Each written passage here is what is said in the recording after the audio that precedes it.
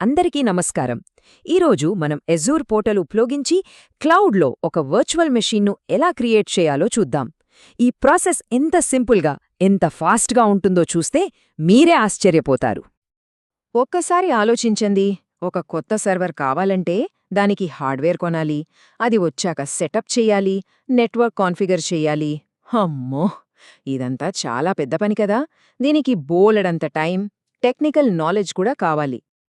పాత పద్ధతిలో server setup చేయడమంటే అదొక పెద్ద సవాలుతో సమానం. ఇందులో చాలా స్టెప్స్ ఉంటాయి. పైగా ప్రతి దశనూనూ ఏదో ఒక పొరపాటు జరగడానికి అవకాశముంటుంది.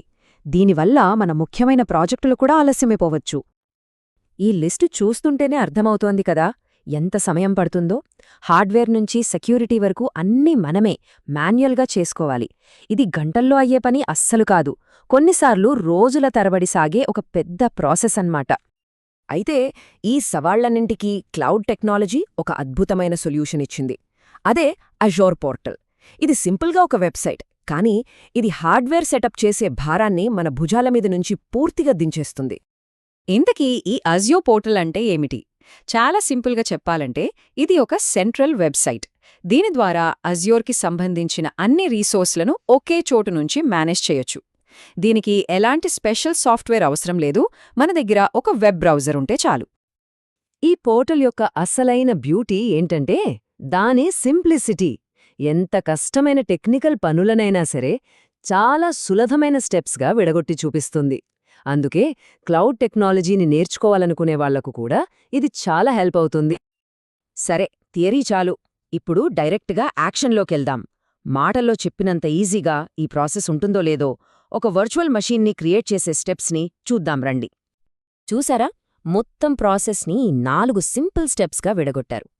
ఇలా ఉండటం వల్ల మనకు ఏం చేయాలో చాలా క్లియర్గా అర్థమవుతుంది. ఎలాంటి కన్ఫ్యూషన్ ఉండదు. ఓకే, వర్చువల్ మషీన్ క్రియేట్ చేయాలంటే కొన్ని బేసిక్ డీటెయిల్స్ ఇవ్వాలి. కానీ కంగారుపడకండి, అవేమీ పెద్ద కష్టమైనవి కావు. కొన్ని ముఖ్యమైన సెట్టింగ్స్ ఎంచుకుంటే సరిపోతుంది.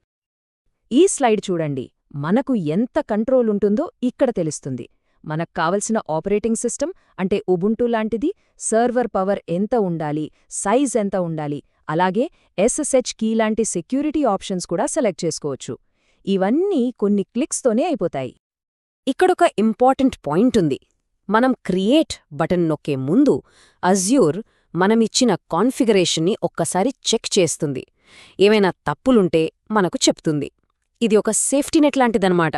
దీనివల్ల డిప్లాయ్మెంట్ స్మూత్గా జరిగిపోతుంది.